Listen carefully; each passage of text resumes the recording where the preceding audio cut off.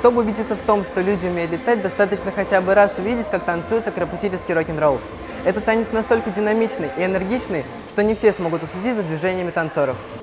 В Уфимской детской филармонии проходят соревнования по акробатическому рок-н-роллу. Девочки и мальчики участвуют с 6 до 18 лет. Все участники приехали с разных городов. Они занимаются в таких клубах, как Sirius, Эверест, Старт и другие. Сами соревнования проходят два этапа. Отборочный тур, на котором судьи смотрят выступления всех участников состязаний, и финал, где лучшие из лучших борются за призовые места. Расскажи про соревнования. Самое главное к ним подготовиться.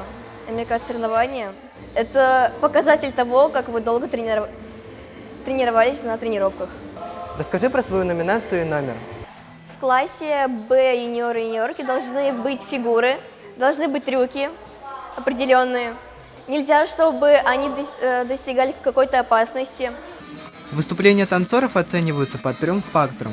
Основной ход, где судьи смотрят на движения ногами, руками и корпусом. Танцевальные фигуры, где оцениваются качество хореографии, правильность выполнения движений и оригинальность номера. И композиция, то есть общее впечатление от самого танца, идей и костюмов участников.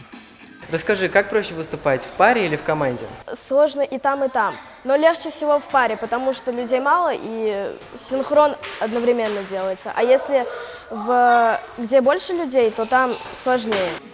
Быстрый темп, сложные и удивительные движения – это все про акробатический рок-н-ролл. Смотря на танцоров, можно подумать, что они летят по паркету и воздуху. Девиз всех соревнований по акробатическому рок-н-роллу гласит «Доверяй, мечтай, летай». В этой фразе сосредоточена вся суть этого спортивного танца. Не доверяя партнеру, невозможно выполнить трудные и порой опасные акробатические трюки. Акробатический рок-н-ролл и правда удивительный, красивый, энергичный и захватывающий дух танец. Увидев его хоть раз, вы обязательно влюбитесь и вдохновитесь его динамикой. Никита Дорофеев, Рамазан Мусин, специально для ГР Новостей.